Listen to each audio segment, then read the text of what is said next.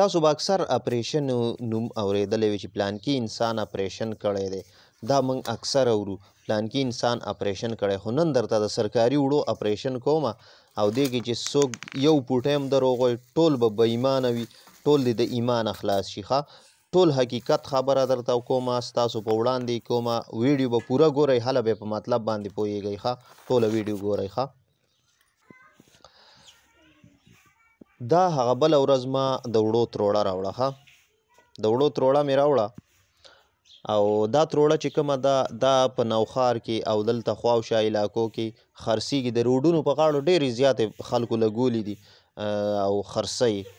په دې باندې قیمت لیکلی 648 روپۍ یعنې 648 روپۍ 10 کیلو تروړه ده. ښه خو دا دلته په 648 نه میلاویږي، دا په 648 روپۍ نه میلاویږي بلکې دا په 1050 روپۍ میلاویږي. ښه خو دا په 1050 نه بلکې هغه کس بیا تا ته په 1000 روپۍ درکوي چې کم د خاص ملګری وي، یار دوست دي وي، د رور په شان ملګری بیا تا ته په 1000 روپۍ درکوي. دې نه درته یو څلورنیز هم کمه نه درکوي. که نه خواوشا په دې ایریا کې خرڅېږي، تاسو یې خپله وګورئ. ښه خبره داسې ده دا تروړه ما راوړه، دې نه چې کومه دی وړو روټۍ پخه کړه، خو هغه روټۍ چې کومه ده هغه ډېره زګه لګېده. دومره زګه وه چې زما مری یې خوږوله. یعنې په خدای یقین وکئ ماشومانو به هم وایي دا چې کله موږ خورو دا روټۍ زموږ مری داسې ریګمال کوي، وایي داسې ریګمال په شانتې زګی دا روټۍ. نو زه لاړم بله تروړه مې هم راوړه. نو ما وی راشه نن هر څه په ډاګه کوو چې څه هم دي په دې وړو کې، چې دې کې څوک هم دروغ وایي به بېایمانه وي. ښه دلته کې اوس دا دی ما په خپل لاس باندې دا د وړو تروړه راغستې ده او دا نن ګورم، نن چې کومه د دې اپریشن کومه چې آیا دې کې څه دي او څه نه دي. په دې وجه باندې دا ویډیو پوره ګورئ. دا ګورئ وړه ما واچول، تقریبا 2 لپې وړه مې واچول، 1.5 2 دا وګورئ وي به داسې 1.5 پاو به وي غالبا، دومره وړه مې واچول او چاڼ کې مې اچولي. دا ګورئ ښه تاسو ته ښکاري دا وړه زه چڼوم. دا وړه نن ګورم چې د دې حقیقت څه دی د سرکاري وړو.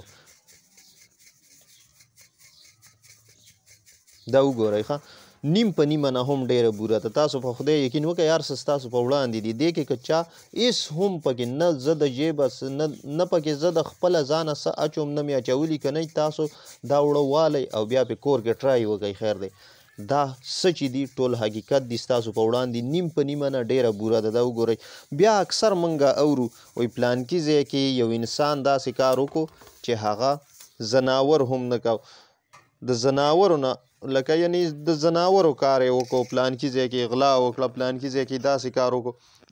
دا وګورئ ښه نیم په نیمه نه ډېره بوره. دا بوره په موږ باندې دا خلک خوري، دا قوم په موږ باندې بوره خوري.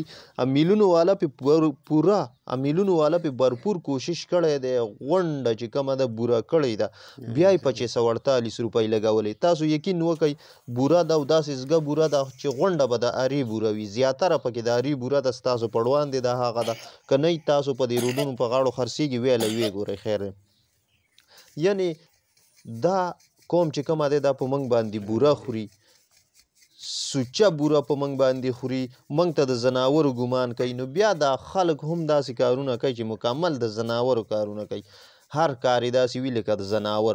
تاسو یقین وکئ دا غونډه چې کومه ده بوره ده او بیا اکثر موږ چغې وو د بل نه ګیلې کوو چې غریب تباه دی، غریب دې تباه کو، غریب هغه تباه کو، غریب په خپله خپل ځان ته بیا اکثر موږ چغې وو یو بل ته چې غریب تباه دی او غریب چا تباه کو، غریب هغه تباه کو، غریب دې تباه کو.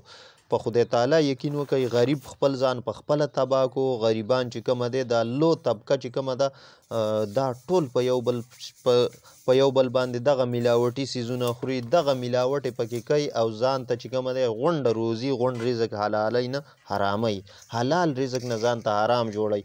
ځکه تجارت خو حلال دی، پیغمبرانو کړی دی، خو دا قوم پکې دغه شانتې ملاوټ وکړي او هغه شانتې زهر جوړ کړي، هغه او داسې زهر جوړ کړي د قوم دپاره که نه، داسې زهر جوړ کړي چې دا ټول قوم یې پې غرق او تباه کو. داسې ملاوټ غټې مسلمانانو بیا رنګ په رنګ عذابونه په موږ راځي، رنګ په رنګ داسې قسمه کارونه او مرضونه په موږ راځي چې هغه موږ سوچ هم نه کړی. خو مهرباني وکړئ دا ویډیو مخکې هم شیر کړئ